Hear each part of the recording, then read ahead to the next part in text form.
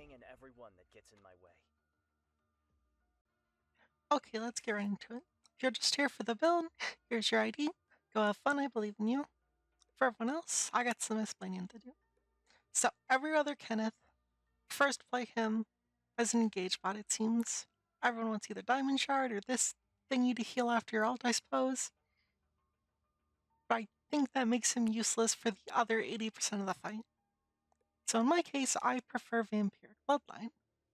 I have a weaker 10 seconds in the fight and a stronger the entire rest of it.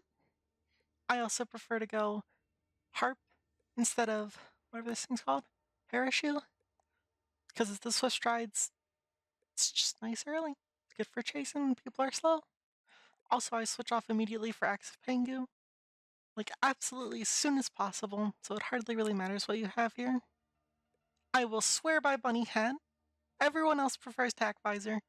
I will swear by Bunny Hat. This will keep me alive more than anything Dshard ever does. As for everything else, it's pretty normal. These are tankier chess piece if you want, but Omerta just feels so good. These are really the only two bloods I would ever go as well. It's not... You miss the attack speed if you go Blood Ripper. I tried Burgundy, it just doesn't feel good. You need the cooldown. The cooldown matters too much. You don't need it early though, because of the E change, so it refunds faster, which is very nice. Skill leveling, E first, as everyone else. I do the passive a bit sooner though, because I felt doing it at level 15 was a bit too slow. I was missing out on that healing and extra damage on tanks. In here, let's see. This one's hard. I don't know how much Frenzy has really helped me. It feels like a lot sometimes, but then I also miss Contempt, so I'm gonna say personal preference for these. Also personal preference for these, but the Carnivore healing is very, very nice. Cavalcade is okay if you're going to be the main engage with two squishies behind you, but that's not really where Kenneth wants to be. So I always prefer to add dash. I've tried Embolden. Not worth it, I don't think, because the 4 seconds is on cooldown. You can die so quickly. Okay, showcasing time. I have two scenarios here, which I'm 99% sure would not be nearly as winnable with Dshard as compared to my Vampiric. The damage I get from Vampiric, specifically here on the Aya, once it's fully stacked, she gets destroyed. Also, the healing to keep me up in the fight is just so much more than Dshard can provide, because Dshard would still be on cooldown. But I get to heal off him, I get to sustain through her damage, and the fun part, the Darko is so not ready for this massive amount of heal and shield from Bunnyhead. This one really showcases why I don't like Dshard. It would only be active for Yu-Gi-Oh! The first part of it doesn't really hurt, second part's true damage. But with Vampiric, I get to sustain up off of the haze and the barber damage. The bunny head shield proc saves my life.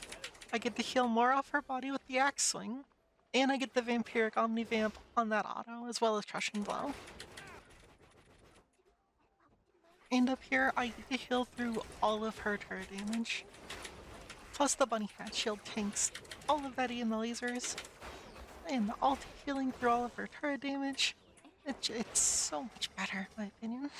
Alright, this one, Dshard would be better here at the start if my team had better damage. I could have, instead of Qing, done Blink, Ulti, hit all 3 of them, and if my team was more bursty, would have killed them all. If I had Dshard and did that with this team comp, they would live and I would not be able to sustain through the rest of the fight. But without it, I can actually chase them down, play in their backline, heal enough off their damage that they just lose so hard.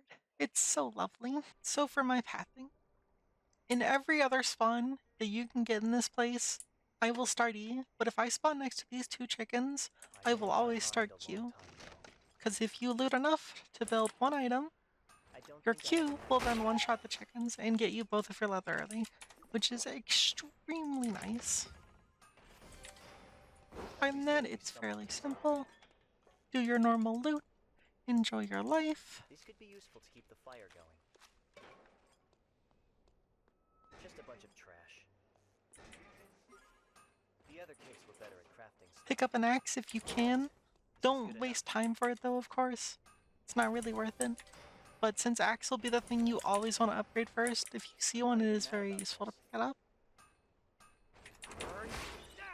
Kill bad for funsies.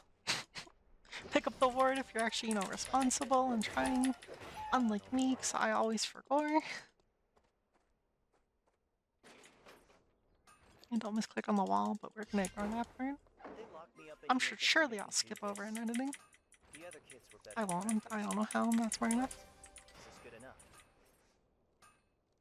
Alright, build done. Fairly quick, right? Have pretty much everything I need. Get a board, get your meat for carnivore if you haven't. Pray that you get one of the stupid windbreaker things that I never ever find, even though I know there was one earlier and I forgot to pick it up. And then ta-da. You cook and you're ready to beat up people. Basic gameplay rundown, right? QE, that's your short engage. Alti, that's your big engage that you want to hit on a carry or multiple people. W, this is your anti-burst.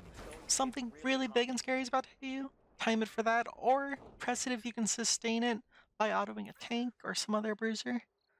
Your E is your bread and butter damage throughout the fight, though if you are chasing someone or running along with them, make sure you don't dash too far past and letting them run the opposite way. You want to try to keep the dash going around them, as well as throwing in your axe skill in between autos of E.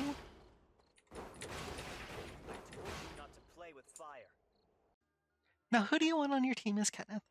He is definitely not a character you can pick just with anyone, I don't think. He's just not strong enough. If you're gonna solo frontline, that is when I'd say you go Dshard, but if you're solo frontlining as Kenneth, you probably shouldn't play Kenneth. Not when you can pick things like Darko. They're just better.